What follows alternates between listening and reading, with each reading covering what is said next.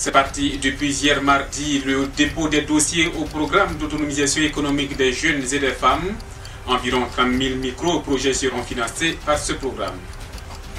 Les défenseurs des droits de l'homme bénéficient désormais d'une meilleure couverture juridique au Burkina. L'Assemblée nationale a adopté hier mardi une loi portant protection des défenseurs des droits humains. Une association dénommée Alerte Migration tire la sonnette d'alarme sur la violation des droits des migrants burkinabés en Guinée-Conakry.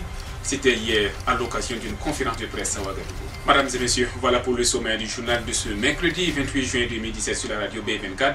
Bonjour et merci de nous suivre. C'est parti depuis lundi 26 juin 2017 pour le dépôt des dossiers du programme d'autonomisation économique des jeunes et des femmes. Ce programme dont l'objectif est de contribuer à la réduction du chômage et du sous-emploi des jeunes et des femmes au Burkina Faso compte financer 30 000 micro-projets, la création et la consolidation de 90 000 emplois directs. Hier mardi, l'unité de coordination et de gestion de ce programme a organisé une visite des différents guichets de dépôt. Ce programme d'un coût global estimé à 16,5 milliards de francs CFA est financé par le budget de l'État sur une période de 3 ans. Pour ce programme peuvent prétendre au fonds les jeunes titulaires de diplômes post-baccalauréat, les déscolarisés, les groupements, associations professionnelles de jeunes et de femmes. Les montants vont de 100 000 à 1,5 million de francs CFA avec des taux d'intérêt applicables de 0% pour les personnes vivant avec un handicap, 1% pour les femmes et 2% pour les jeunes titulaires de diplômes post-baccalauréat. La durée du prêt est de 36 mois. Des guichets ont été mis en place pour la réception des dossiers de demande de financement du programme du 26 juin au 5 juillet 2017 sur toute l'étendue du territoire.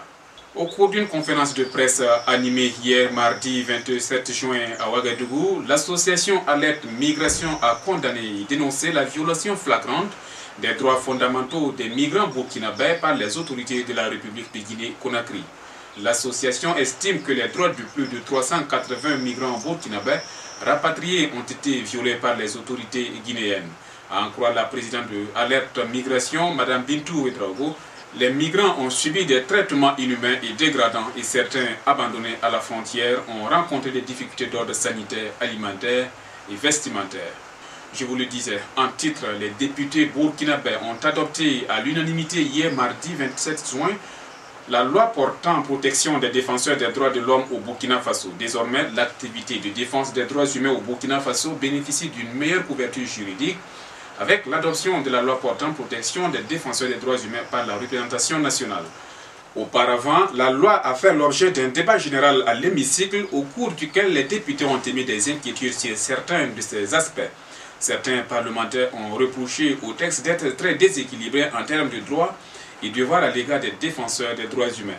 Mais le ministre en charge de la justice, René Bagoro, qui a assisté à la plénière, a tenu à rassurer les députés sur les dispositions prises dans l'élaboration du texte, dont le début remonte à 2012.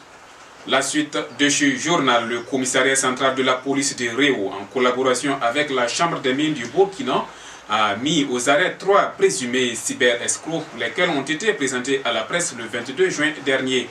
Ces présumés escrocs, dont l'âge est compris entre 19 et 27 ans, contactaient leurs victimes par SMS en leur promettant un emploi fortement rémunéré dans une société minière. C'est ainsi que les victimes, appâtées par ces offres achalandées, tombaient béatement dans le piège des arnaqueurs à qui chaque victime envoyait une certaine somme d'argent par le biais des transferts électroniques.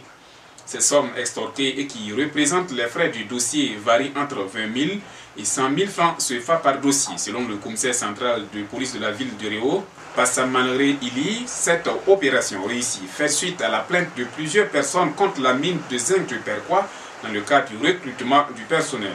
En attendant, les 3 présumés escrocs seront déférés devant le parquet pour suite à donner à ce crime dont les auteurs peuvent encourir un emprisonnement d'1 à 5 ans.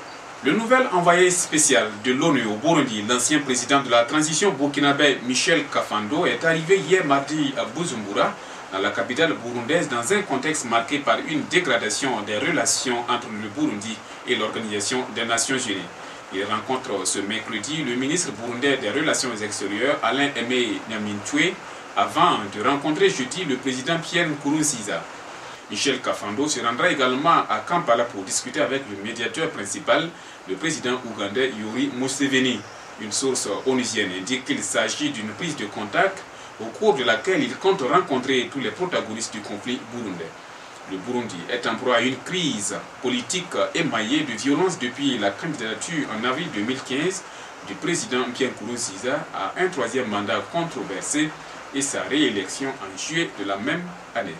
Du sport à présent et des nouvelles de quelques transferts après la signature lundi dernier de Bertrand Traoré à l'Olympique de Lyon en Ligue 1 française.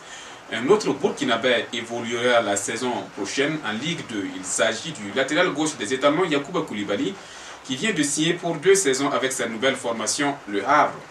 Le sociétaire du Racing Club de Bobo Dioulasso, âgé de 22 ans, s'est fait remarquer lors de sa dernière participation à la CAN 2017, pendant laquelle les Étalons avaient terminé à la 3e place. En signant au Havre, c'est une nouvelle page qui s'ouvre dans la carrière de Yacouba Koulibaly. Un autre étalon aussi se déporte au Qatar. Alain Traoré portera le maillot de Marquia Sport du Qatar. L'international burkinabé Alain Traoré quitte donc la Turquie pour le Qatar. Il s'est engagé avec Marquia où il aurait signé un contrat de 2 ans. Âgé de 28 ans, le milieu de terrain des Étalons a évolué la saison écoulée à Kayseri Sport en Turquie où il a disputé 16 matchs et inscrit 1 but. Voilà, mesdames et messieurs, c'est ici que s'arrête l'actualité de ce jour. Merci à vous tous qui l'avez suivi. L'info continue sur notre site internet www.radiob24.com et sur notre page Facebook.